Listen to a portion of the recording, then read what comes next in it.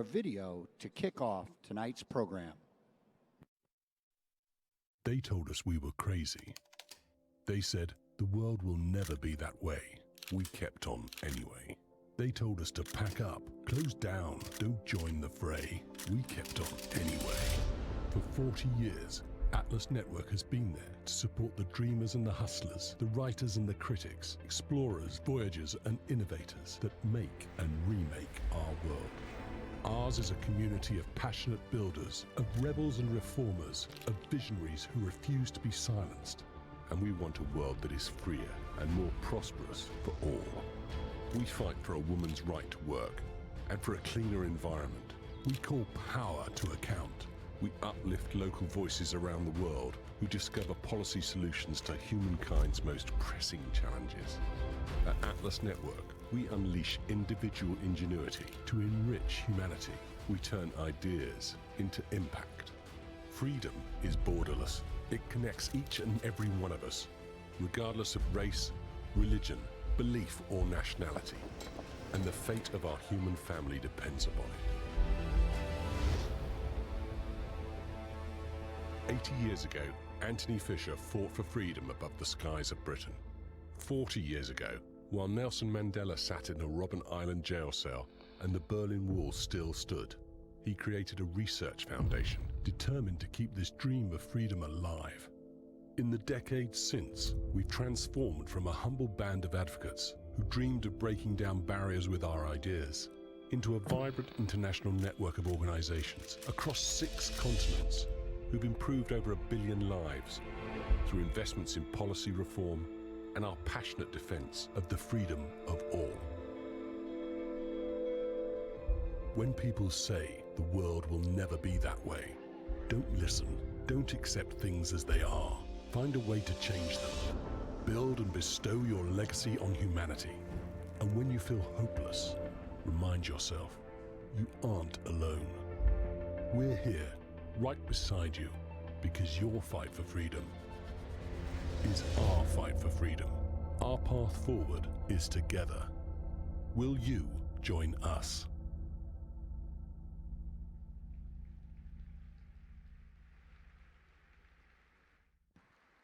Ladies and gentlemen, please welcome Atlas Network CEO, Brad Lipps.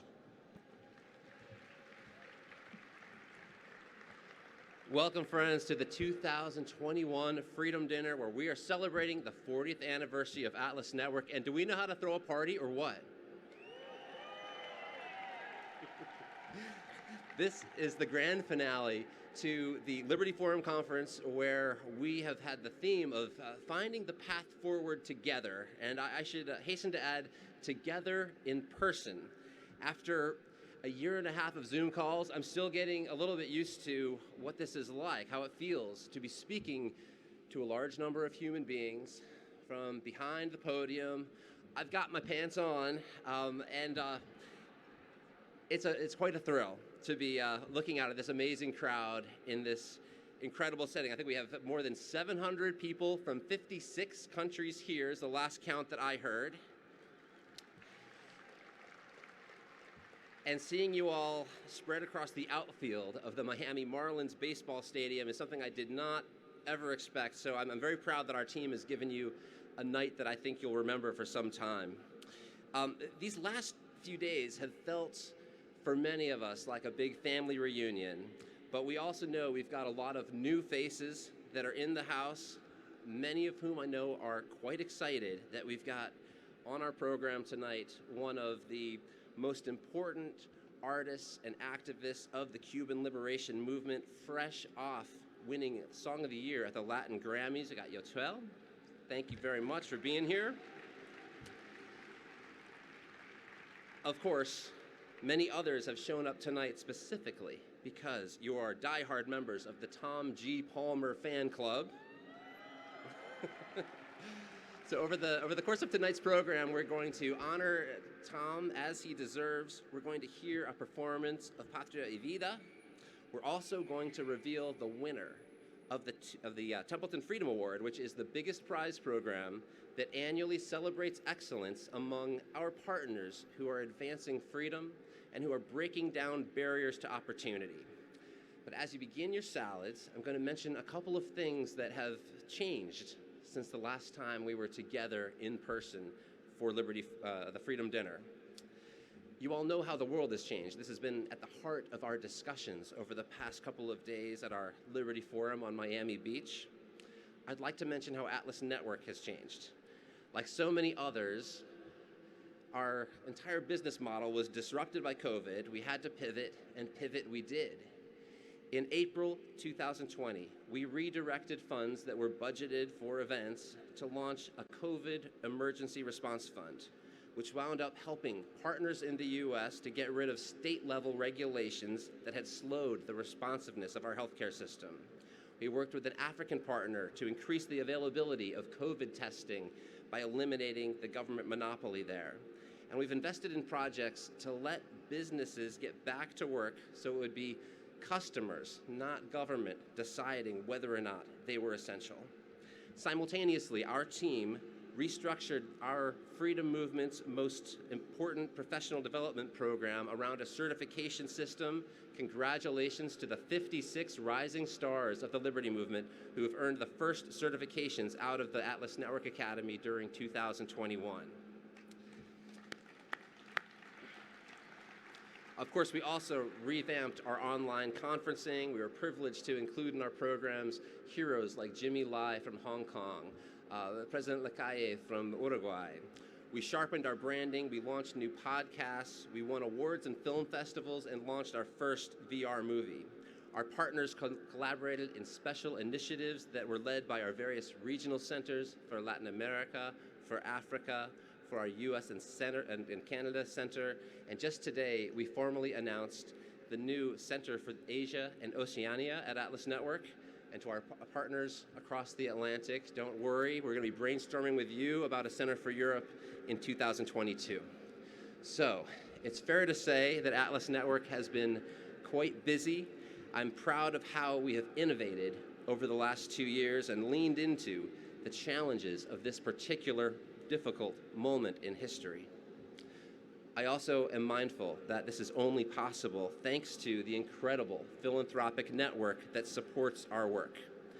This Freedom Dinner itself depends on the generous table sponsors whose names are listed in your programs tonight. I'm not going to take the time to read them all from the stage, but let me particularly single out our special thanks for our gold and platinum sponsors, Luis Ball, Donors Trust, Linda and Bryant Edwards, Gaze for Capitalism and Freedom, Debbie Gibbs, Goldwater Institute, Ed Choice, Nikos Monios and Valerie Brackett, Montreal Economic Institute, Jerry O'Driscoll and Marilyn Martin, Jerry Orstrom, George and Marilyn Pearson, Philanthropy Roundtable, Stand Together, Kathy Washburn, and Fred Young. Extra special, yeah, let's do that, yep.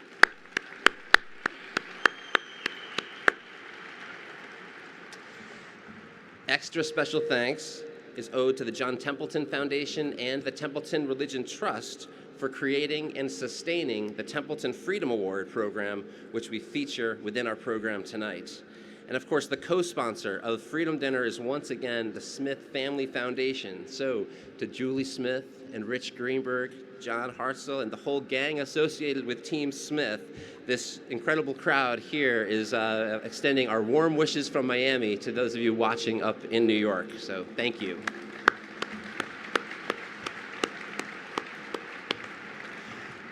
We have a wonderful community of supporters. We also have a wonderful board of directors.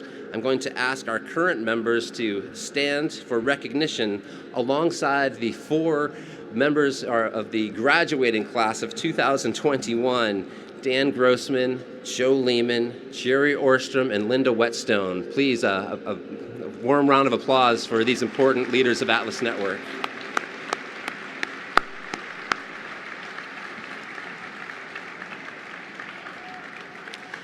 And of course, what really powers the value proposition that Atlas Network brings together are the bonds of affection among the allied partner organizations all over the world that we're privileged to bring together.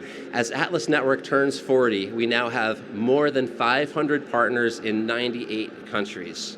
You all are a source of inspiration and frequently of collaboration. And one such collaboration, which is new this year, is the Atlas Network Cátedra Vargas Llosa Young Journalism Prize, which has us actively working once again with one of recent decades' most important advocates for liberty.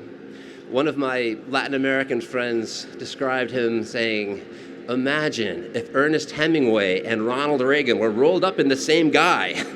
He's a legendary novelist, a disruptor of the political status quo, a one-time Templeton Leadership Fellow at Atlas Network, and better known still as the recipient of the Nobel Prize in Literature in 2010, Mario Vargas Llosa.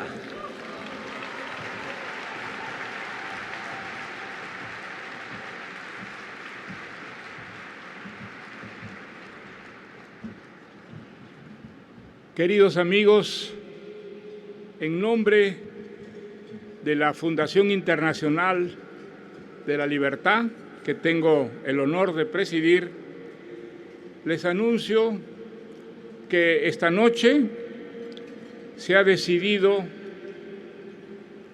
gracias a la Fundación Internacional para la Libertad, de dar un premio de periodismo. Un jurado presidido por Carlos Alberto Montaner y del que han formado parte destacados periodistas latinoamericanos, ha concedido el primer premio a Carla Gloria Colomé Santiago por un artículo publicado en una publicación que se llama El Estornudo, y el título del artículo, más serio que el de este periódico, significa 11 de julio en San Antonio de los Baños, lo que se ve y lo que no se ve.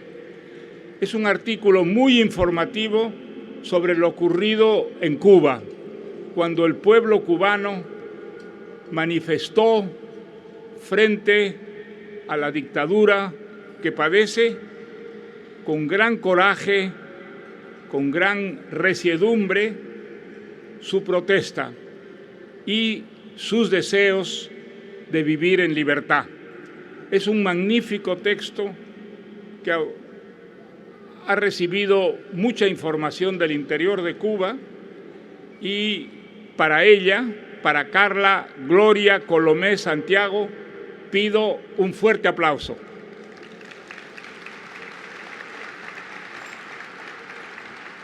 Muchas gracias.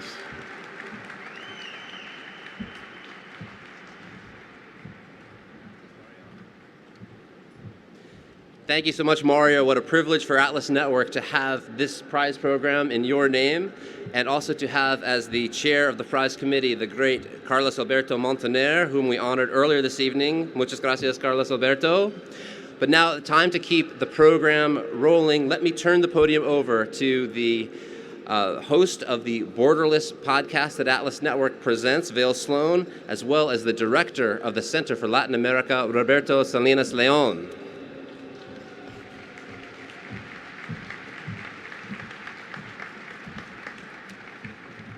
Well, g'day everybody. I'm Vail, and this handsome devil next to me is Dr. Roberto Salinas León. Hola. And it is our pleasure to introduce our musical act for this evening. Why don't you tell them a bit about it, Roberto? Yotuel is going to be performing a song called Patria y Vida, which was the inspiration of the San Isidro movement in Cuba, which led to a date that we hope gets etched in stone in our history, the 11th of July of 2021, cuando los cubanos por fin dijeron queremos libertad.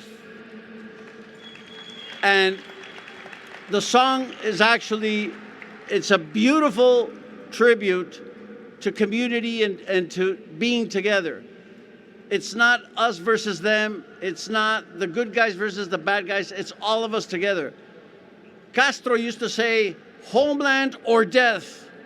Yotuel says, homeland and life. Patria, vida y libertad.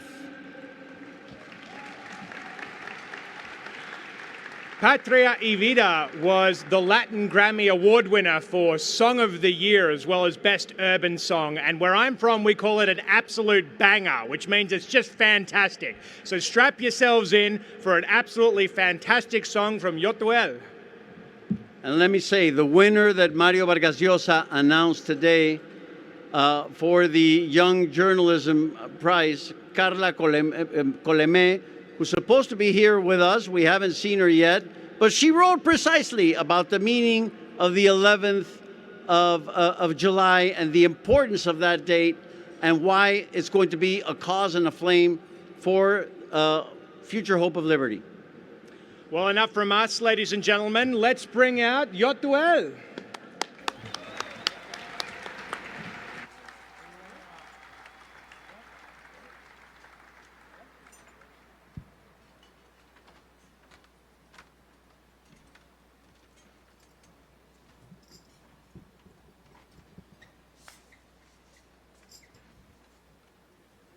Sí.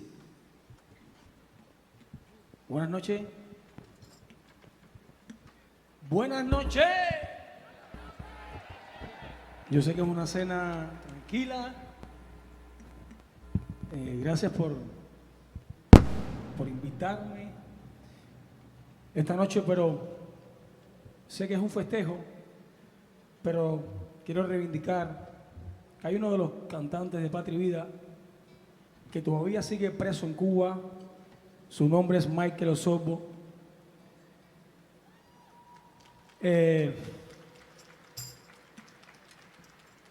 Hoy me han dicho que los tenía en una celda de aislamiento y cuando le preguntaron que si quería ir a una celda normal y que tenía que firmar con su nombre, volvió a poner Patria y Vida en su firma.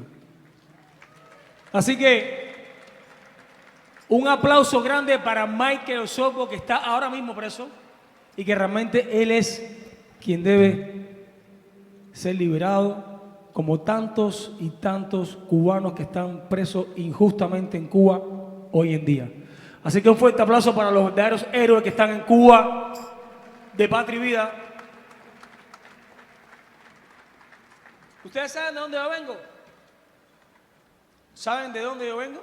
You know where I come from? Yes or no? For real? Si yo canto Guantanamera, Guajira, Guantanamera,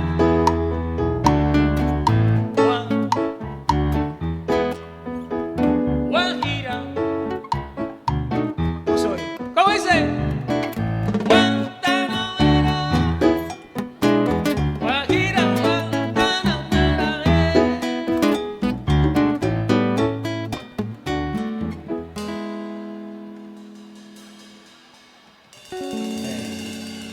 I know. Yo vengo de donde hay un río, tabaco y cañaveral, donde el sudor del guajiro hacia la tierra soñar. Vengo de la tierra de Celia Cruz. Vengo de la tierra de Benny Moré y vengo de una tierra que llevamos 62 años en dictadura, pero yo sé que este año, el 2022, seremos un país libre y en democracia. Así que todo el que cree que Cuba va a ser libre este año, manos arriba ahí.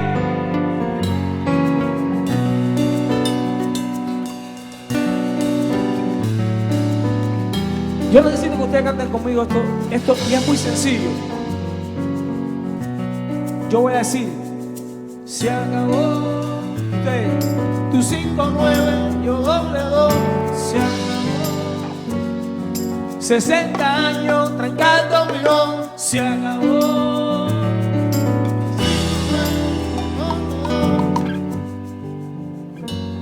Yo sé que es difícil, pero es muy fácil. Tu 5-9, yo doble 2. En 60 años trancar dominó ya eso es más cubanía y es más complicado. Solo les pido que digan estas dos frases. Are you ready? Si yo digo, se acabó tu 5-9, se acabó 60 años trancar dominó, se acabó tu 5-9, yo doble 2, se acabó 60 años en la fucking dictadura.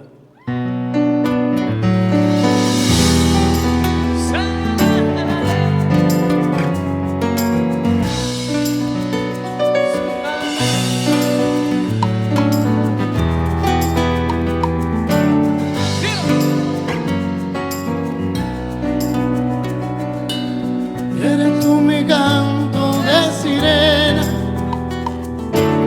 porque con tu voz se van mis penas.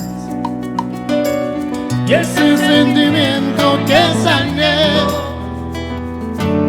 tú me dueles tanto que te leo.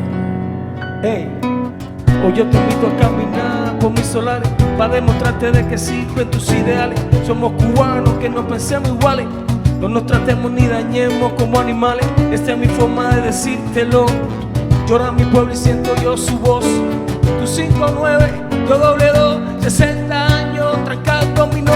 Bombo y platillo, los 500 de La Habana. Mientras en casa las cazuelas ya no tienen jamás. Que celebramos si la gente anda deprisa, cambiando Che Guevara y llama al tipo la divisa. Todo ha cambiado, ya no es lo mismo, y entre tú y yo hay un abismo. Publicidad, un paraíso en Varadero, mientras las madres lloran por sus hijos que se fueron. Se acabó tu 5-9, doble 2, se acabó 60 años, trancar dominó, se acabó tu 5-9, doble 2, se acabó 60 años, trancar dominó. Somos artistas, somos sensibilidad, verdades no la mal contar.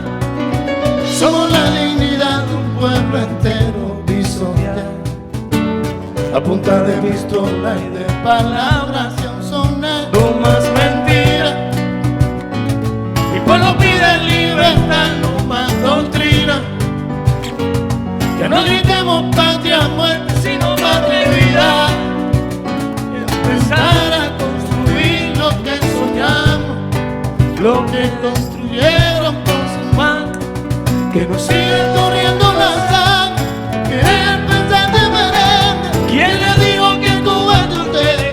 Si mi Cuba es de toda mi gente. Se acabó tu 5-9, doble 2, se acabó 60 años, trancar dominó, se acabó tu 5-9, doble 2, se acabó 60 años, trancar dominó.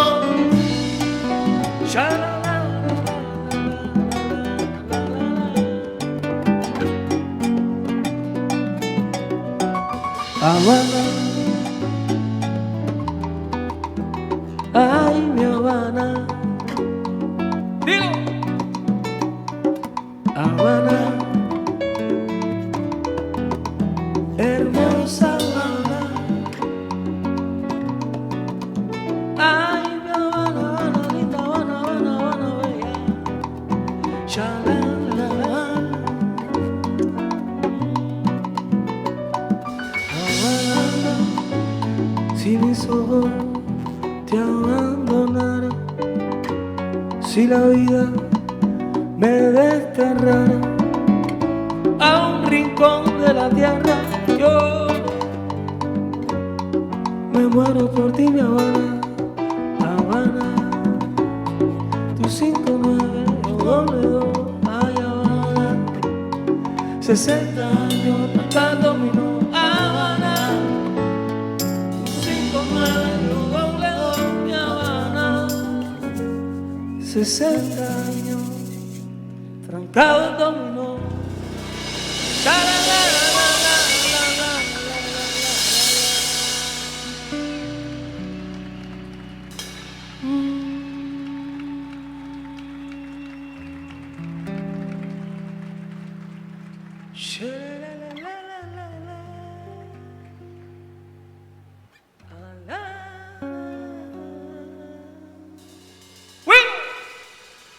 Muchas gracias, mi gente. Cuba en la casa. Si yo digo, represent, Cuba, represent, Cuba. Muchas gracias, mi gente. Y que siga la cena.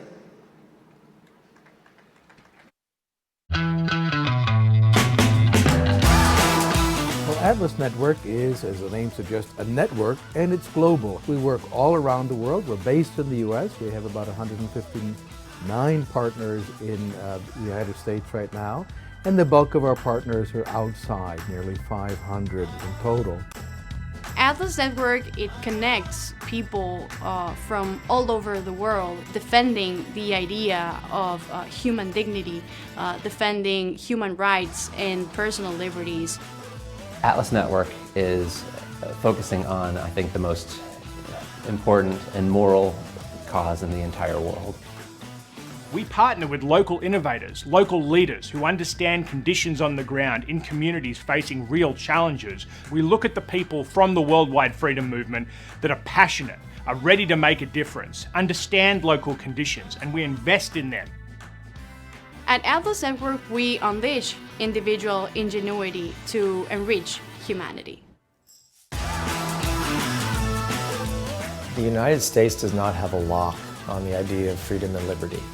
Those ideas are beyond borders.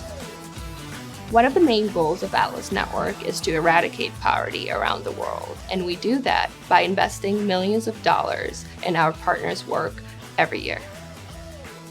Historically, wealthy nations around the world have tried to help low-income countries develop. The way we've been doing it traditionally has not really been working. So there's a movement to do development differently, and that means we need to step back as outsiders and rethink the role that we're playing in helping people in low-income countries achieve their dreams. We want to make the world a better place. We want to make the world a freer world. All of us want to leave a legacy and be part of something big to make a better world. This is exactly the work of Atlas Network. With our growing number of hundreds of successful partners, we're stronger than ever. Changing the world. Changing the world. Changing the world starts together with us.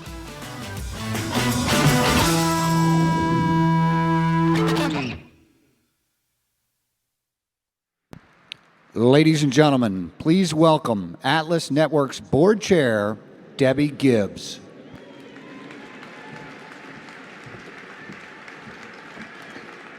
Kia ora.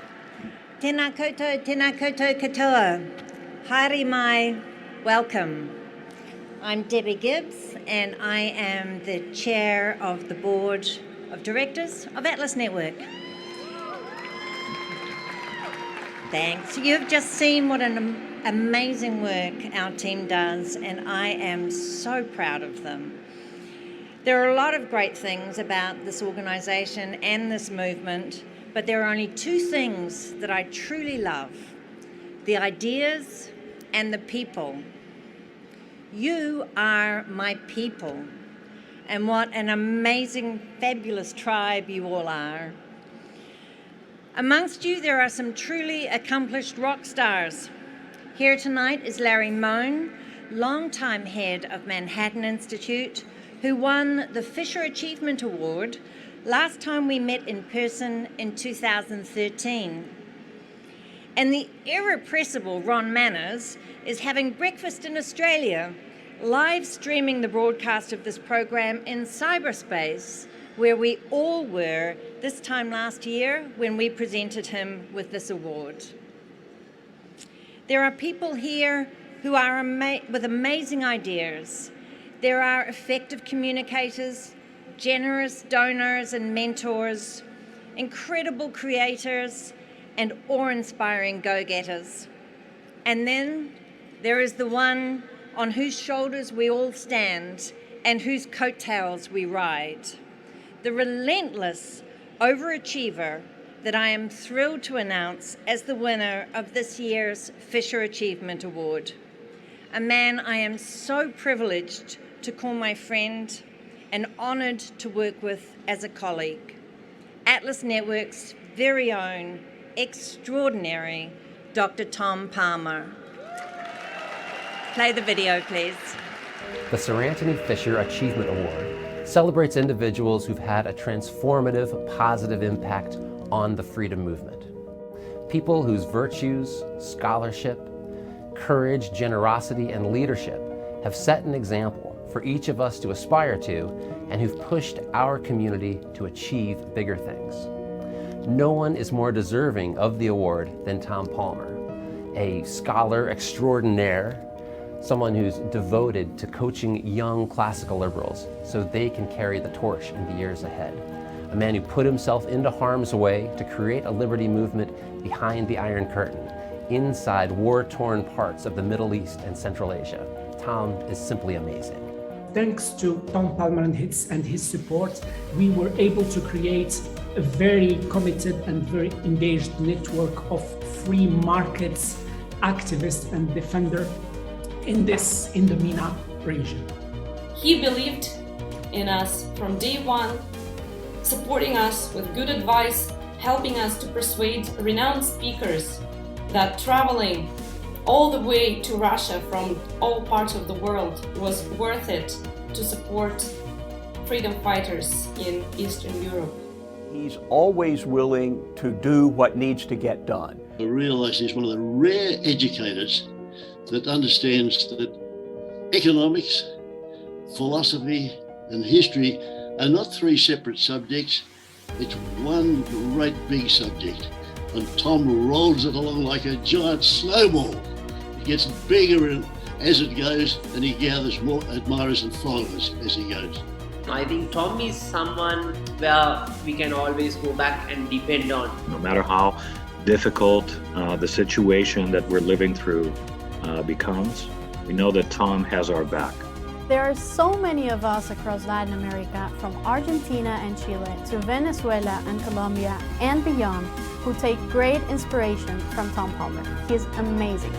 He doesn't compromise for the sake of convenience, and this is something that has stuck with me as a moral example.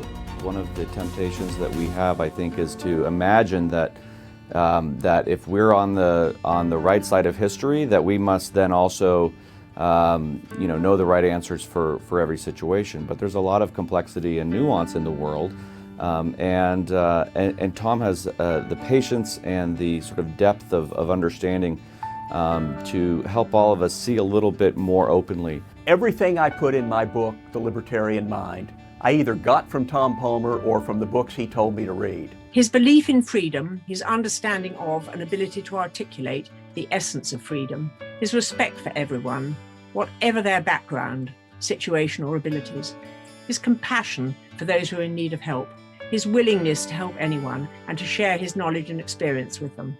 All I have and who I am at the moment is because of the direction of Dr. Palmer, which I can't forget until the last moment of my life. What Tom brought with him was this mix of love for books and the ideas in those books, and his care for people.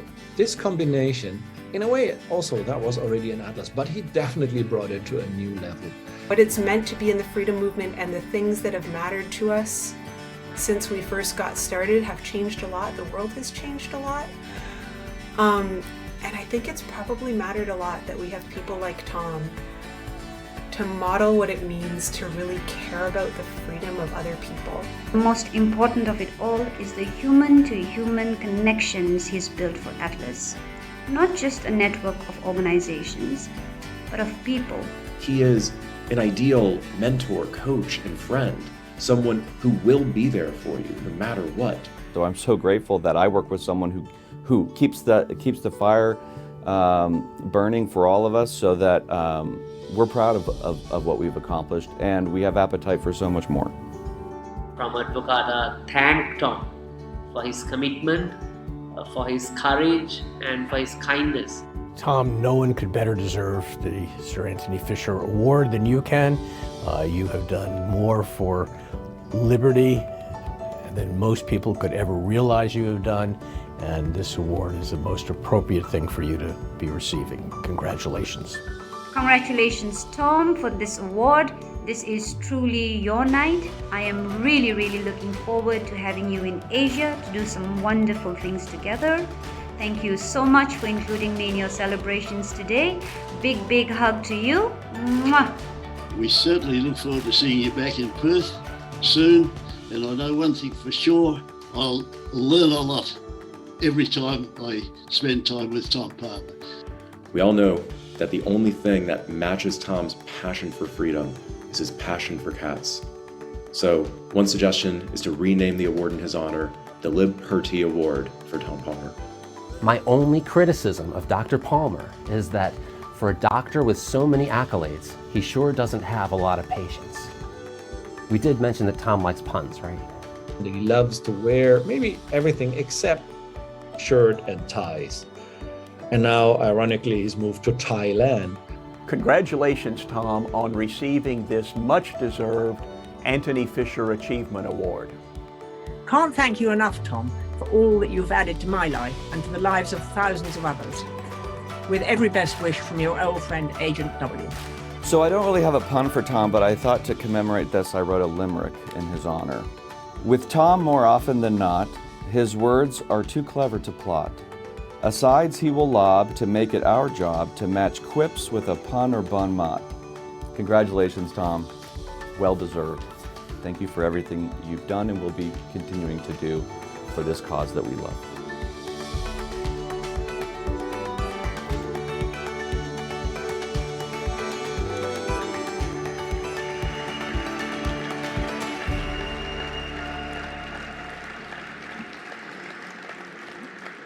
As you can see, Tom has oodles of wit to go with his wisdom, and no one has done more to inspire people to the cause of freedom.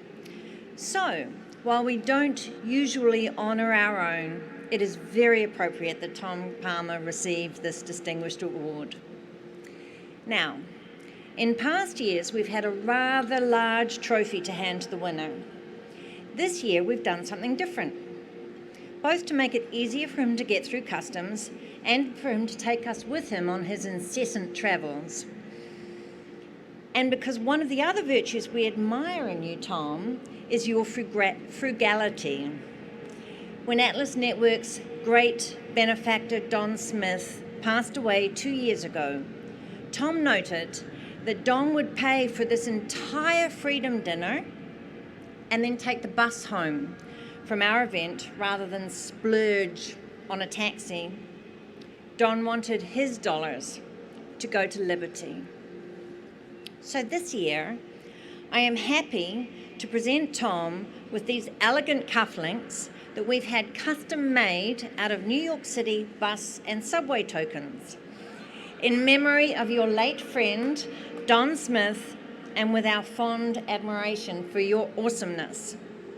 The balance of what we've saved, the difference between a subway ride and a hulking trophy, is being transferred to the fund that we've raised for the heroes of the Afghanistan think tank, whose lives you personally helped to save from the Taliban in August.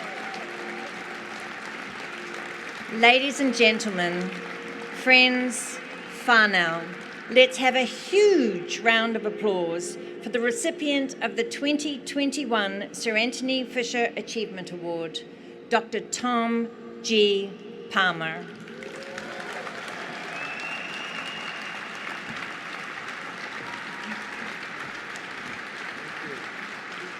Beautiful.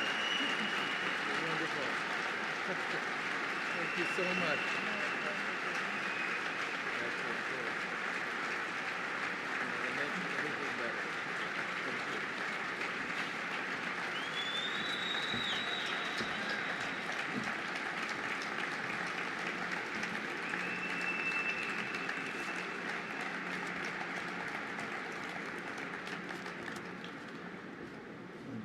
Thank you, Debbie, and thank you to my colleagues for the surprise video and the minor embarrassment that it caused. I'm so touched by these and the memory of our friend, Don Smith. I'd like to thank also all of you for your involvement in and your personal investment in and your support of the Liberty Movement. I remember previous toasts at our Freedom Dinners, starting with the first one, 2004, with Jose Maria Aznar on the 5th anniversary of the fall of the Berlin Wall. I'm not as powerful and moving an orator as the Spanish politician Jose Maria Aznar, or the British politician Dan Hannan, nor as brilliant and certainly not as photogenic as the Swedish historian and fashion model Johan Norberg. But like them, I sometimes meditate on the meaning of liberty. So my toast this evening will consist of personal meditations on the virtues of liberty and what it means to be a lover of liberty, whether we call ourselves classical liberals or libertarians or just liberals or something else. I'll start with a little story.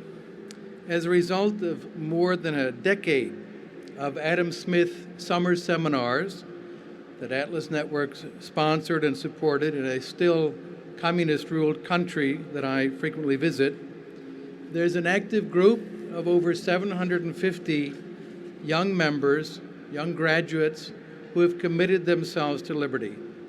And they call themselves F Group. Some years ago, I gave talks to meetings of F Group.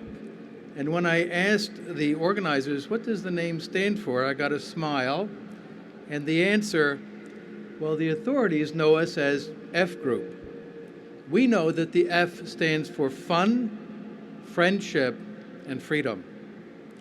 Those three values are very deeply connected. In English, they all begin with F, but that's just a coincidence, because the concepts behind them really are a package. Now, when we speak of freedom, we don't intend what Thomas Hobbes called the perpetual and restless desire of power after power that ceaseth only in death. The liberty we seek is the kind of social order that was described by John Locke, who understood where there is no law, there is no freedom. That's something I learned from experience visiting countries that did not have rule of law. Locke described what he called a liberty to order and dispose as one wishes, one's person, actions, possessions, and one's whole property within the allowance of those laws under which one is, and therein not to be subject to the arbitrary will of another, but freely follow one's own. It describes a liberty of people living together and cooperating voluntarily, each enjoying equally the rule of law and the rights of property, speech, exchange, contract, conscience, worship, expression, and locomotion. So that's freedom. Now let's turn to fun. That's the joy that we experience in cooperating and working together for our common goal of liberty for everyone. I know that joy, and I'm sure you do too. It's the joy of doing what is right, not as a burden, but as its own reward. And I've learned if the activity isn't rewarding, that is to say, if it's not fun, it's not sustainable. I've worked for the cause of liberty for more than 50 years, and I can tell you it's been fun. And it's made me very, very rich in experiences and in friendships, to which I now turn. So friendship, which we could also call fellowship, is central to our movement for liberty. Illiberal movements, whether they're on the left or on the right, ground their friendship on the basis of having common enemies. The National Socialist theorist Carl Schmitt put it very clearly. The specific political distinction to which political actions and motives can be reduced is that between friend and enemy. Schmitt's book, The Concept of the Political, is a core text of both the far left and the far right. Resentment, anger, rage, and hatred of their enemies form the foundations of their illiberal friendships. But real liberals, in contrast, can have friends without having to have enemies. On my recent airplane trips to visit and assist and enjoy fellowship with liberals in 10 Latin American and European countries, ending in here, I had the chance to reread Aristotle's Nicomachean Ethics on the plains. And it's a great mixture of wisdom regarding happiness and friendship, as well as a lot of misunderstanding of markets and social order. Aristotle opens Book 8 by noting that friendship is inherent in those that are alike and kind to one another, and especially in human beings, which is why we praise people who are philanthropoi, friends to human beings. One might see in one's travel, too, that every human being is kindred to every other human being and a friend. Now, friendship and rejection of enmity and hatred are central to our liberal philosophy. Hatred leads so easily to collectivism, to fostering collective fellowship as a means of countering collective enemies. It's a fellowship of hatred, and it's poisonous to free societies. And I fear that such mutual hatred and loathing is rising in a number of countries, including the United States, as both sides of the political divide demonize each other. In contrast, we're joined in liberal friendship because of our mutual love for liberty, not because we hate other people. A great martyr for liberty perished miserably in 2017 in a prison administered by the Communist Party of China. His name was Liu Xiaobo. He was the second Nobel Peace Prize winner to die in prison. The other was Karl von Ossietzky, who died in 1938 in a National Socialist or Nazi concentration camp. In Liu's final statement, which I encourage you to go online at the Nobel Foundation and read, it was titled, "I Have No Enemies," and delivered to the court that sentenced him to prison. He said, "Hatred can rot away at a person's intelligence and conscience. Enemy mentality will poison the spirit of a nation, incite cruel mortal struggles, destroy a society's tolerance and dignity, and hinder a nation's progress toward freedom and democracy." So when we argue for liberty, we should seek not to crush, defeat, humiliate, or destroy enemies, but rather to win friends for liberty. And the best victory you can have, I've learned over the years in an argument, is not when you hurt the other person, but when you hear the other person repeat your arguments 6 months or 6 years later. That's a much more satisfying kind of victory. So it's not hatred of others that moves us. It's positive love for the liberty of everyone. Joaquim Nabuco, the great Brazilian liberal abolitionist, exhorted us in his book on abolitionism, "Educate your children, educate yourselves in the love for the liberty of others, for only in this way will your own liberty not be a gratuitous gift from fate. You'll be aware of its worth, and you will have the courage to defend it." My Polish friends know how fond I am of the Polish heritage of loving the freedom of others, as expressed in their slogan, "For our liberty and yours," which has characterized the Polish fight for liberty from 1831 to the present. To love your own liberty seriously, you must love the liberty of others. Moreover, as Aristotle noted, friends want what is good for their friends. And so it's natural that liberals of all countries all regions, of any language or religion or creed, our dear friends to all other liberals, because we love the liberty of everyone. And of course, that's going to be even stronger for those who love our liberty in return. Such liberal friendship is deep, and it gives us strength and courage and fortitude. I visited our friends in Afghanistan over the years, and I've always stressed to them, you are not alone.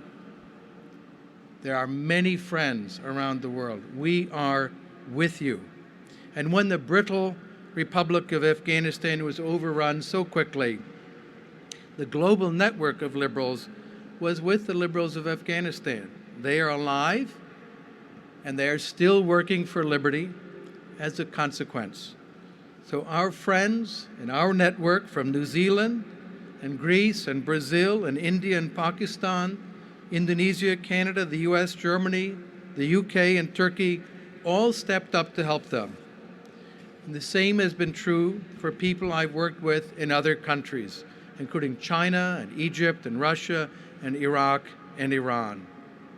They know that they are not alone, that we are with them. So our movement for liberty runs on friendship. And being with friends is joyous. We enjoy sharing stories and learning from each other, telling bad jokes, catching up.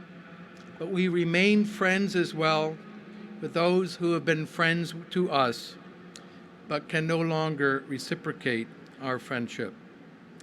Those who have given what they could for liberty and then passed away can no longer actively express their friendship for us. But we can and do and must for them. And I think often of the many who have preceded us and whose spirits remain active, even in this room.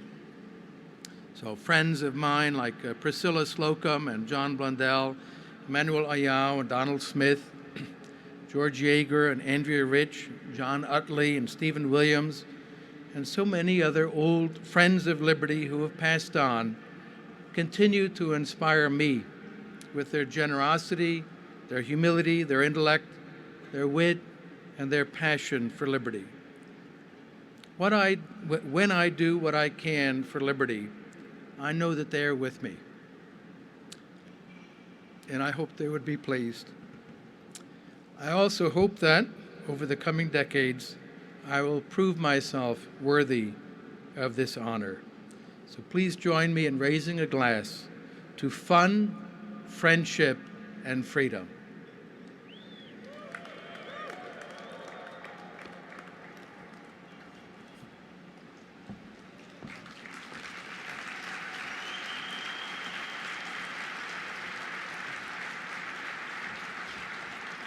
Can we get one more big round of applause for Tom G. Palmer?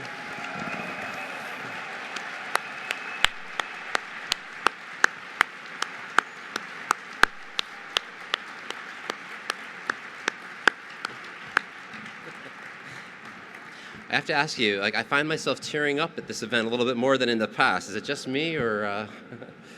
Man, that was quite a toast. Thank you, Tom. A richly deserved honor, so congratulations. Veterans of Freedom Dinner know that the grand finale of this event is the announcement of the annual Templeton Freedom Award, the largest prize program that honors achievement within this community of think tanks working for freedom and free enterprise. That's what we're moving towards next, but I have a quick pause now to tell you about a really fantastic piece of news. This afternoon, I learned that our dear friends Tom Beach and Jerry Orstrom are combining forces to match up to $200,000 in new donations between now and year end. So if you've been thinking to yourself, kind of like Debbie Gibbs when she came out here and she said, "These are my people, this is my tribe." If you've been thinking, I should be getting involved in supporting what Atlas Network and its partners are all about, let me humbly suggest that you can help by sending an email now to match atlasnetwork.org and just tell us you'd like to help. I usually dislike seeing all of y'all on your phones during an Atlas Network event, but this is the exception. So yeah, get on those phones. Small amounts are appreciated, so don't be shy. And our VP of Development, Chad Goody, reminds me that large amounts are okay too. If you email that you're interested, we will follow up. I'd love to keep the development team of Atlas Network busy over these next days, collecting a few hundred new donors. It's the 40th anniversary of Atlas Network. You're in the Christmas spirit. Seems like a great time to become part of the Atlas Network donor community by emailing match@atlasnetwork.org. And now the commercial is over, but thank you so much to Tom Beach and Jerry Orstrom for setting up those incentives for y'all.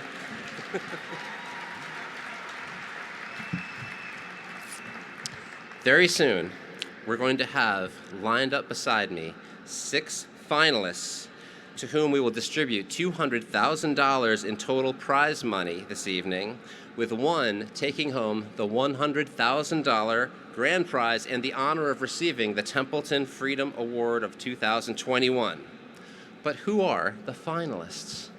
Let's roll video number 1 celebrating the Cardinal Institute. Quality education is key to breaking the cycle of poverty. But for decades, West Virginia students have been trapped in a system that consistently lands at the bottom of national rankings, with no alternatives available. Leaders of the Cardinal Institute for West Virginia Policy knew there was a better way, and in 2015, they began a journey to transform education in their state. As a result of their tireless efforts, West Virginia opened to charter schools in 2019, and this year, the West Virginia legislature adopted the Hope Scholarship Program, a nation-leading education reform that provides funding directly to families and students rather than systems. Parents across West Virginia now have the agency they need to make the best decisions for their children. And by introducing competition into the education marketplace, Cardinal Institute has revolutionized educational choice, creating the gold standard for reform and bringing a West Virginia miracle closer to fruition.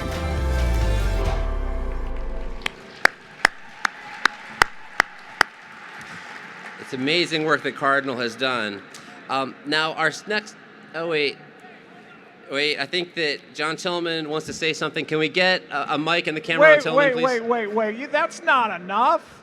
We need more. The Cardinal Institute is changing the world and the lives of kids, not just in West Virginia, but the whole country. You know, it's kind of amazing. The pandemic, Brad, has been really bad in so many ways, but suddenly parents have had this public education system zoomed right into their homes and their kitchens and their living rooms, and they're not happy. Parents are very disappointed. There's a revolution going on all over the country, and the Cardinal Institute is leading that revolution, along with, by the way, Atlas Network Center for the U.S. and Canada, which will devote tremendous millions and millions of dollars in resources to educational reform in 2022 and beyond.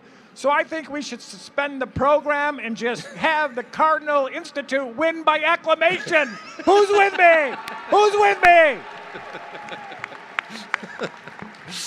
Now, John makes a very powerful argument, but before anyone rushes to a decision, let's roll video number 2. In the landlocked African nation of Burundi, oppressive regulations, complicated bureaucracy, and physical barriers at border posts force Burundians desperate for cross-border trade to enter the informal economy, condemning millions to lives marred by poverty. The Center for Development and Enterprises Great Lakes, or CDE, is determined to reduce these barriers and create the conditions for formal open trade.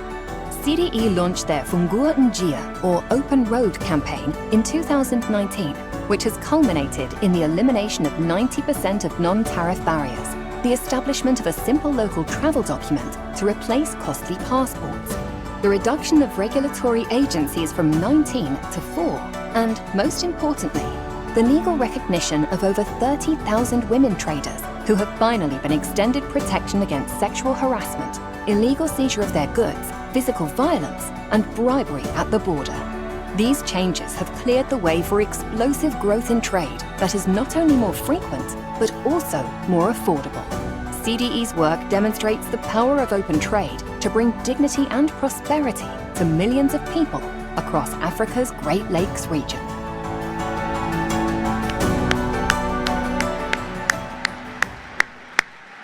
Isn't it amazing what Center for Development and Enterprise in the Great Lakes has been able to accomplish? It is a wonderful, inspiring project.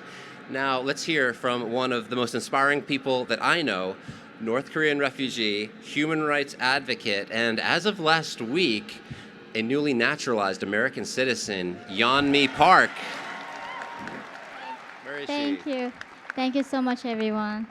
So my name is Yeonmi Park, and I literally crossed the frozen river and Gobi Desert to come to this promised land. And to me, this like being an American is more than winning 10 lotteries combined. Interestingly, a lot of my left-leaning friends that I met in New York told me, do you know actually America is really bad?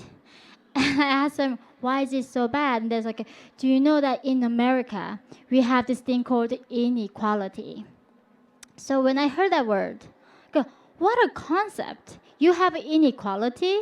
Because in North Korea, we have equality of outcomes. Everybody's dirty poor.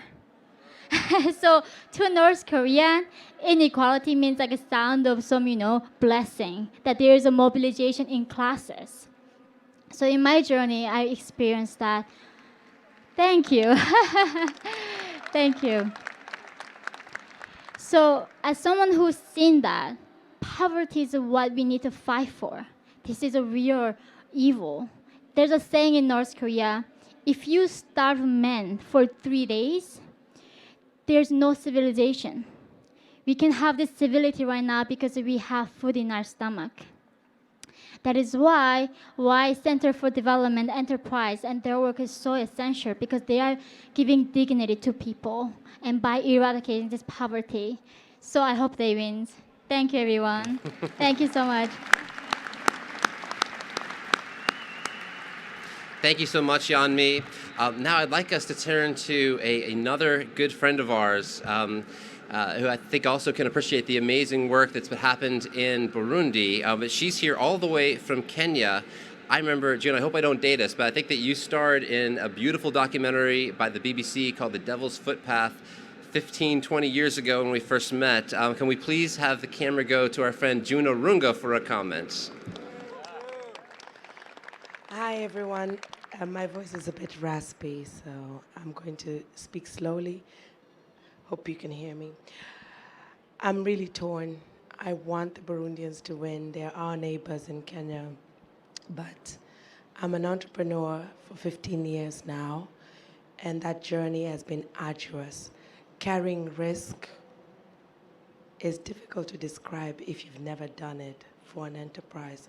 It's like being on the open seas, grappling with the sails in the winds. If you have the opportunity to actually have the ears of regulators when nobody else does, it is so tempting to just turn to the dark side.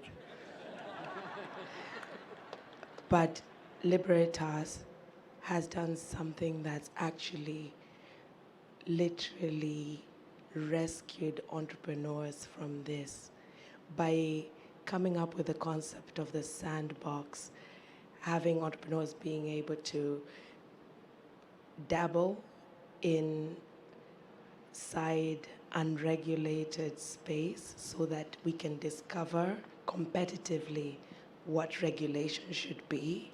For a company like mine that works in a greenfield industry where there's no regulation yet, I can heave a sigh of relief. It's hard to describe. I don't know if you get it, but it has rescued liberty, even from people who know better, like myself. Thank you. I hope you vote. I hope they win. I'd like to encourage you all to check out their work, and I hope they win because this is revolutionary, basically bringing competition and experimentation and the bottom-up approach to discovering what regulation ought to be. Thank you so much. Thank you so much, June. Let's check out the video for Libertas Institute. Red tape and bureaucracy often discourage aspiring entrepreneurs, overwhelm small businesses, and hinder established companies from reaching their full potential. Utah's Libertas Institute aims to change this stifling environment with the nation's first comprehensive regulatory sandbox. This system allows business owners to seek exemption from onerous regulations, giving entrepreneurs and enterprises time to innovate, while providing lawmakers the opportunity to review and repeal outdated or restrictive policies. By decreasing unnecessary regulations, Libertas Institute's regulatory sandbox creates a welcoming environment for fresh business ideas. Sandbox programs in Utah have helped dozens of companies serve their customers more cost-effectively and efficiently by reducing their regulatory burden. Libertas Institute is encouraging similar sandboxes across the country and hopes to see their policy proposals adopted on the national level. Libertas Institute's concerted deregulation efforts are allowing a new generation of entrepreneurs in Utah to achieve their dreams, making the state a beacon of innovation and opportunity in the United States.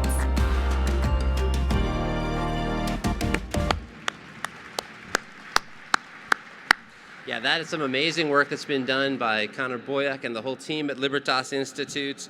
I think I did see another hand in the air while the video was playing. It looks like Manhattan's greatest party host and our longtime board member who recently left our board, Jerry Orstrom, might like to say a few words. Jerry.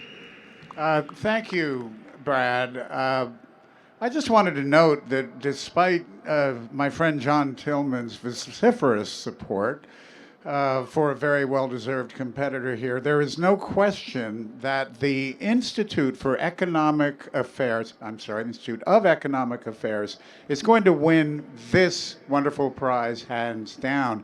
After all, the IEA is the granddaddy of all free market think tanks. Its founder, Sir Anthony Fisher, founded it way back in the 1950s, directly inspiring his founding of Atlas itself and leading to this prize that we celebrate tonight. Further, what do we classical liberals hold perhaps more preciously than anything else? Free trade. Who invented free trade? The British did, almost 200 years ago.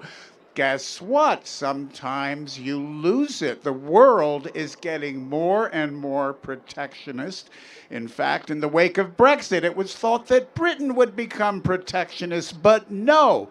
Thanks to the IEA, Britain has passed more than 60 free trade deals worth more than $1 trillion. Now, I know that's just a little bit of a dent in Build Back Better, but it's a heck of a start.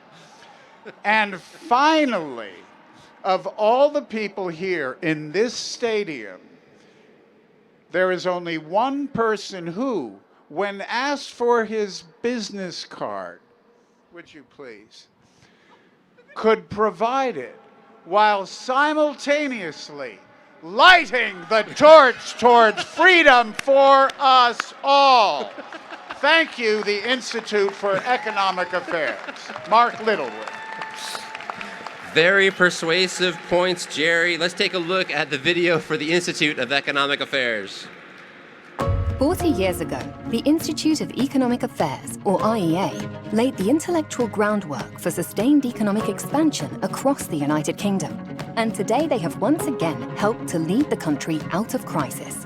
Out of the uncertainty created by the Brexit referendum, the IEA worked to make the most of the opportunity to redefine economic policy in the United Kingdom. For 4 years, they played a significant role in changing hearts, minds, and policy with a clear vision for advancing free trade. Their Plan A Plus program became a media sensation and was championed by a wide range of policymakers and UK leaders who have since implemented dozens of free trade deals worth over $1 trillion. Overcoming immense opposition from think tanks, regulatory agencies, social media attacks, and even targeted burglaries, the IEA achieved their most monumental policy contribution in decades. Their steadfast commitment to open trade has helped to secure a more prosperous future for the people of the United Kingdom, rekindled Britain's deep liberal tradition, and created a model to be emulated around the world.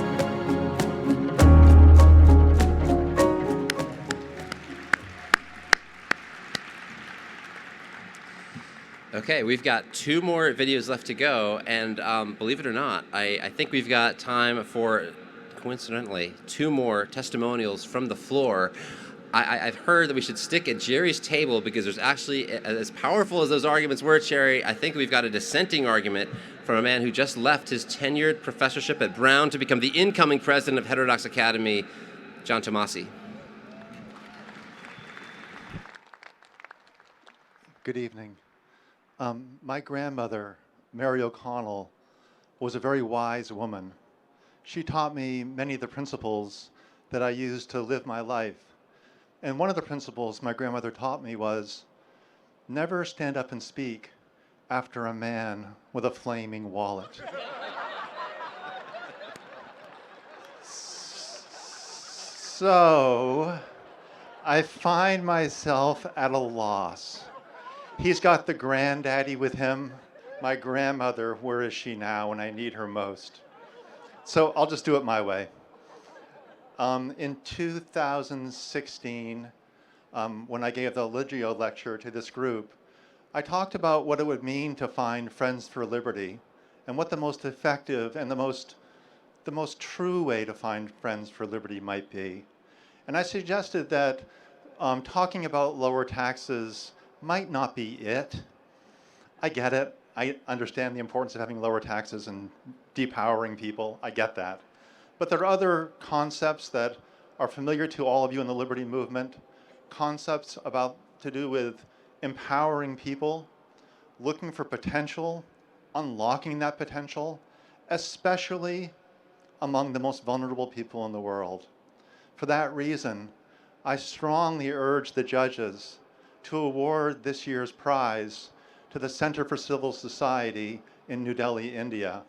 Founded and run for many years by my dear friend Parth Shah, this Center for Civil Society has been a bulwark for public policy changes in environments that are extremely difficult.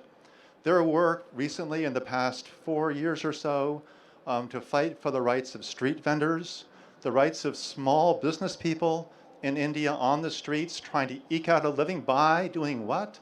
By exchanging goods with friends for mutual benefits. This has been one of the most incredible things to watch around the world lately. One of the things that I'm most struck by the way the Center for Civil Society has pursued the street vendor initiative is that they don't give up. Even when the media cameras leave after a victory, they stay on to see it through. So I'm just going to end by saying to my friend Parth Shah, Bahatareen Khan. Thank you, John. Let's learn a little bit more about the Center for Civil Society. Street vendors are essential to India's economy, accounting for over $10 million in transactions each day. But these entrepreneurs often operate at the mercy of local authorities, who arbitrarily extort, abuse, and threaten them, seizing their goods and charging them hefty fines. Centre for Civil Society, or CCS, has been a consistent champion for street vendors, securing the passage of the landmark Street Vendors Act in 2014. Sadly, implementation of the law has been fragmented and remains unfinished in states across the country. With sustained research and publicity campaigns on behalf of and in partnership with vendors, Centre for Civil Society has maintained pressure on government officials to protect street vendors' economic rights. Moreover, CCS's work to educate vendors about the law is enabling millions to stand up for their rights, ultimately allowing them to earn a livelihood free from the fines and fear that have prevented them from plying their trade in peace.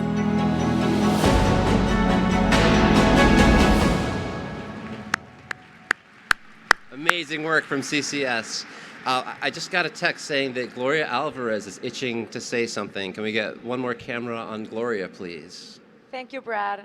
I'm so sorry to interrupt. I know that all these projects have been amazing, but come on. There's one think tank that has shown all of us how to do public policy in true libertarian ideas without any form of mistake, and that's the Cato Institute. As a former intern of the Cato Institute, I know that thousands of people have advanced their careers of liberty thanks to the public policy that they make, especially their investigations on criminal justice and equality under the law, which is always the equality that socialists never want to talk about, and is the actual equality that we're lacking in Latin America, in Africa, and Asia. We don't need equality of material goods because that's impossible. As long as there's innovation, there's never going to be equality of material goods. But we do need rule of law, justice, equal treatment for every human being, regardless of their sexuality, of their creed, of where they come from. Let's just stop punishing people for things that they were born into and they didn't even choose. And let's just start rewarding people for what they do and their actions and the things that they can actually live by. And personally, the Cato Institute gave me one of the best professors that I've ever had in my life, and that is Mr. Tom Palmer, who has been awarded tonight. So that's why I think that the Templeton Freedom Award should go to the Cato Institute. Thank you. Thank you, Gloria. Let's now learn about the project that's been nominated for the Cato Institute. Just a few years ago, qualified immunity was an obscure legal concept known only to a small handful of lawyers and legal scholars. Now, it's a household term. Uniting advocacy groups and leaders from across the political spectrum, the Cato Institute demonstrated how qualified immunity enables government officials to violate the civil rights of citizens with impunity. Their work to promote public awareness of the topic has been so successful that more than 60% of Americans now favor ending this abusive legal loophole. And legislative efforts to ban qualified immunity are picking up steam. Several jurisdictions, including Colorado, New Mexico, and New York City, have already banned the legal defense, clearing the way for citizens to bring lawsuits against officials, including police officers, who have violated their rights. Bills to that effect have also been introduced at the national level by members of Congress representing 3 political parties. The Cato Institute's efforts aim to restore the civil rights of every American and give renewed energy to the creed, liberty and justice for all.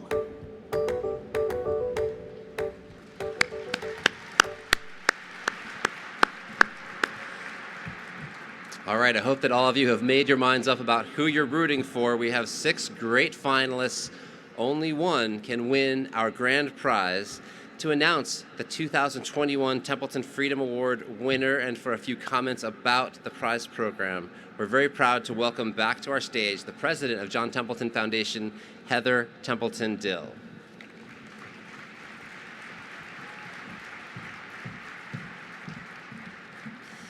Good evening. I'm delighted to be here tonight to participate in the Templeton Freedom Award.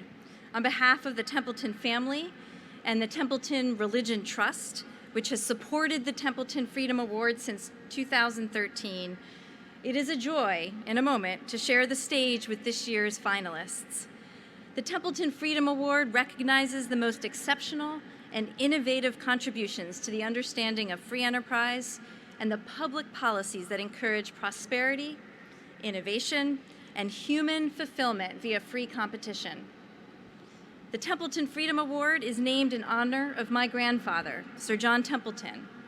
He grew up in South Central Tennessee in a small community where his mother encouraged open-minded inquiry and entrepreneurial activity. From an early age, he sold vegetables from his mother's garden. He cornered the market on the 4th of July holiday by purchasing fireworks in a neighboring county and selling them in his hometown for a premium. These early business ventures, along with the freedom Sir John's mother gave him to roam and explore, instilled a deep belief in my grandfather that the freedom to make choices that benefit oneself and one's family, the freedom to start businesses and to benefit from the profits, and the freedom to make mistakes and to learn from failures are virtues that contribute to human flourishing for all people at all times and in all circumstances. In 1954, my grandfather started the Templeton Growth Fund, a mutual fund with a global mandate to find companies and businesses around the world that were making great investments. Sir John came to appreciate the opportunities for economic growth outside of the United States, But he also believed that the opportunity mutual funds gave individual investors to become share owners of profit-making businesses was a way to expand the blessings of the free market system. In a letter to his investors called America's Answer to Karl Marx, Sir John wrote, "Not communism, but people's capitalism is the wave of the future. Share ownership tends to give each person financial independence and personal dignity. Free enterprise comes alive to you when you become a share owner.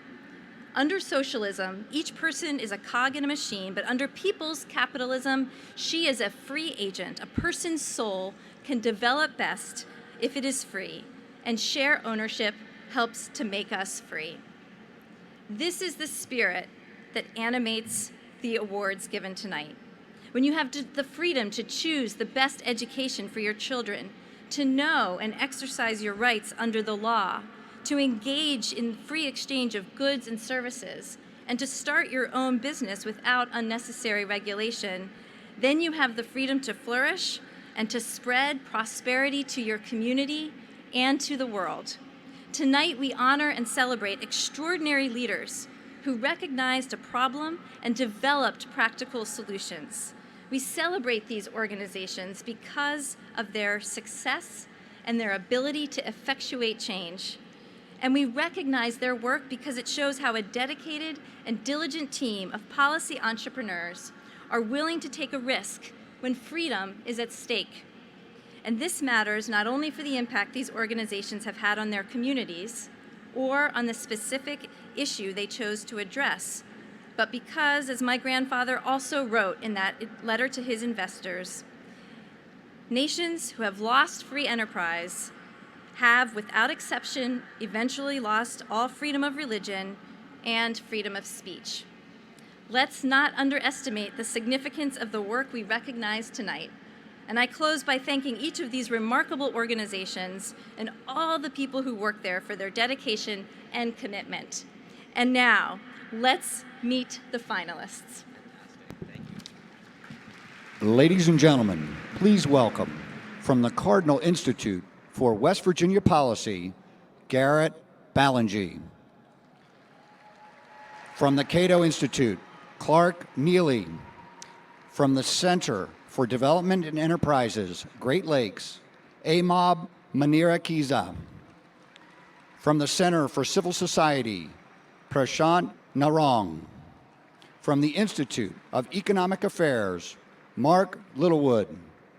And from the Libertas Institute, Michael Melendez.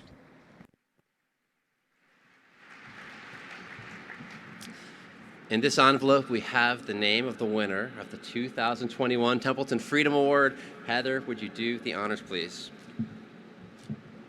My pleasure. And the winner is Center for Civil Society, represented by Prashant Narang.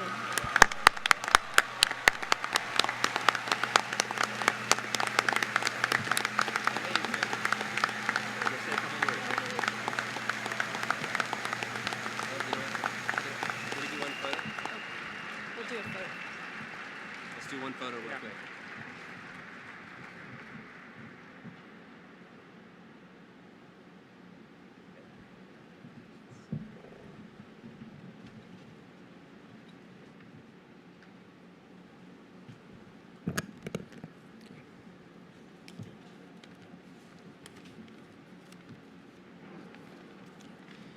Good evening, everyone. It is an honor for Center for Civil Society to receive the Templeton Freedom Award 2021. It is personally a matter of great pride for me, as I have been closely associated with this work since 2013. Initially as a lawyer, then as a researcher, and now as the project lead for past 3 years. While my CEO, Lakshmi Sampath Goel, could not be here in person today on account of some visa challenges, it is my pleasure to deliver the acceptance speech on her behalf. Center for Civil Society has championed for economic freedom for the poor and the informal sectors of India for over 2 decades now. Our work on street vendors has been an area of focus and subsequent to the enactment of Street Vendors Act 2014. CCS has been looking at the legislative aspects of its implementation, working closely with the street vendors at the ground level and representing their voice at the government committees. A key aspect of our work has been the provision of legal aid, which has provided support to thousands of street vendors who each day face harassment and impediment to earning an honest living. This award has a special significance as it gives boost to the work CCS is doing in other areas such as education, sustainable livelihoods, environment, ease of doing business in the informal sectors and agriculture, the work of making markets work for the poor and driving institutional accountability. Moving forward, we're looking to harness the power of technology to lend muscle to this movement through the use of a mobile application that will create a common forum for the street vendors and improve their access to the legal aid. Here I must also acknowledge the efforts of all my colleagues at Center for Civil Society, particularly Jayana Bedi and Simranjot Kaur, who are not here today, and many others who contributed immensely to this research, litigation, and outreach related to our work on street vendors. Thank you. Congratulations, my friend. That's a big congratulations to Center for Civil Society, which has been an inspiration for our network since I joined this organization a long time ago, it turns out. Please also thank all of our outstanding finalists. All of them are going to receive $20,000 grants.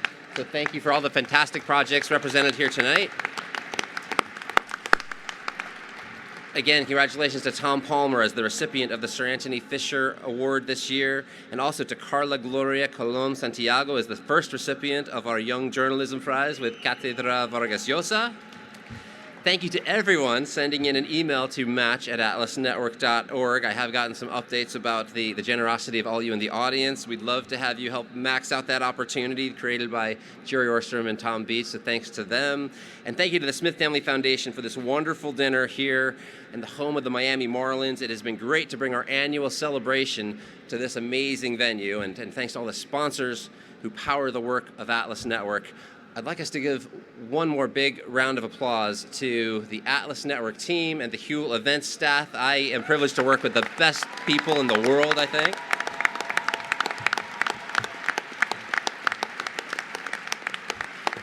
A little housekeeping note, if you're looking for a shuttle back to the hotel or a quiet spot to huddle with a friend, you can follow my colleagues out along the white pathway to your left. Our DJ and after party will be out around second base there, but we're going to have one more song in just a moment from our friend Yotuel. Thank you so much for joining us for Freedom Dinner 2021.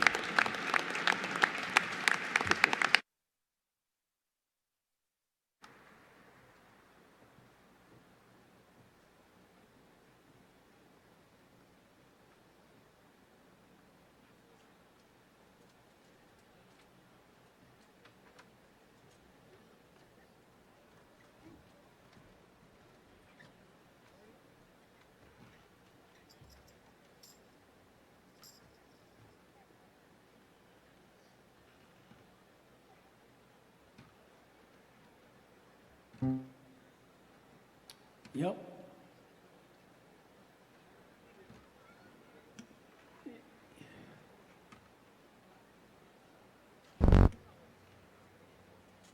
You got it? Hello, everybody.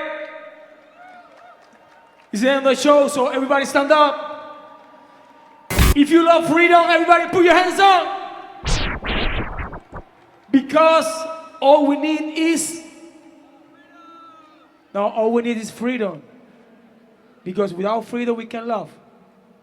So, if you love freedom, everybody put your hands up. Like this. Okay. When I say cool, you say ba. Cool. Cool. When I say cool, you say ba. Cool. Cool. When I say patria, you say vida. Patria. Patria. Patria. Patria. Yo. How many people are Cuban tonight? If you are Cuban, come onto the stage. If you want to dance it, come on to the stage. Oh, Cuba. Oh, Cuba. Yeah. That song is called right now, called Represent Cuba. This is where I'm from. I'm from Cuba. I'm from freedom. I say again, you love freedom? I can hear you say yeah. Yeah. Come on, man. Yeah. Everybody put your hands in the air. Come on.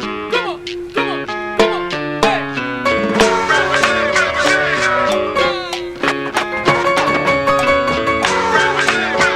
Everybody. 1, 2, go. Hey. Represent, represent. Cuba. Bonita son de La Habana. Represent, represent. Cuba. Sé tu música. La historia de mis raíces. Rumba, son y guaguancó todo mezclado. ¿Cómo dice? Pa' allá. Yo, candidato para rumbear en la cadencia. Represento mis ancestros, toda la mezcla. No lo pierdas, bro. Latinoamericano de La Habana, te lo mando con sabor mejor. Aprenderás que la rumba está la esencia. Que mi guaguancó es sabroso y tiene buena mezcla. A mi vieja y linda Habana, con sentimiento de banana. Como dice, ¿cómo? Hey, represent, represent. Bonita son de La Habana. Represent, represent. Cuba, sé mi música. Represent, represent. Cuba, bonita son de La Habana. Represent, represent. Cuba, sé tu música. Para la gente en mi zona, para mí están todos especulando en el micro. Escucha, dice como Michael Nico. La música cubana vale mucho, chico. Mi funky si lo viene. Digo, fundamentalmente a tu pedido. Solo que tú andabas buscando un sabor fresco para tu oído. Para ti que necesitas de esto. Para ti que friki no escuchar para luego hablar de esto. Y para empezar a cacarear.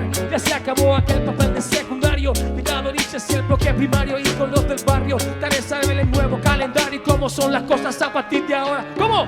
Hey, represent, represent.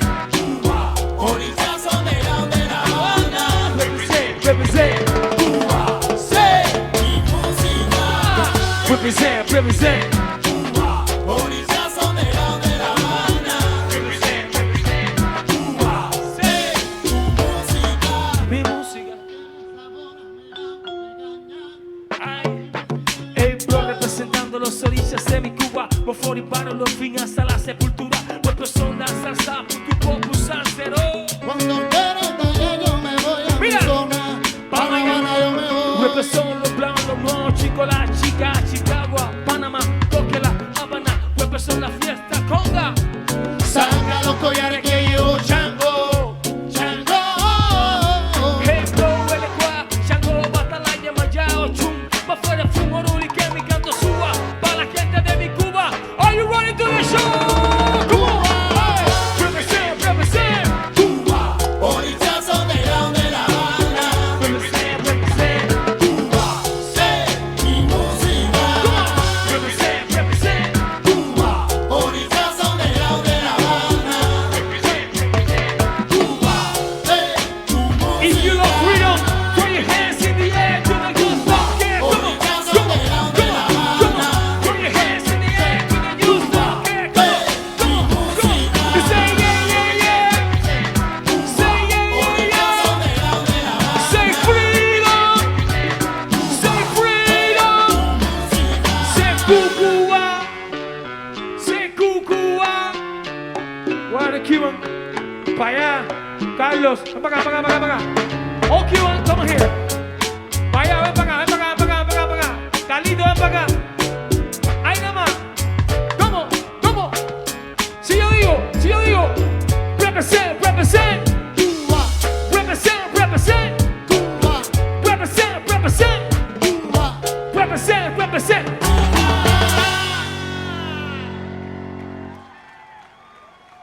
I represent freedom for Cuba. Everybody put your hands up. Say, patria y vida, patria y vida. Patria, patria, patria. And you know, When I say Cuba, you say freedom. Cuba, Cuba, freedom. Cuba, freedom. Cuba, freedom. Cuba, freedom. Everybody put your hands in the air. Come on, come on, come on, come on, come on, come on. Libertad para los presos políticos, libertad para Michael Osopo, libertad para Luis Manuel Otero Alcántara. Estamos puestos, Movimiento San Isidro en la casa.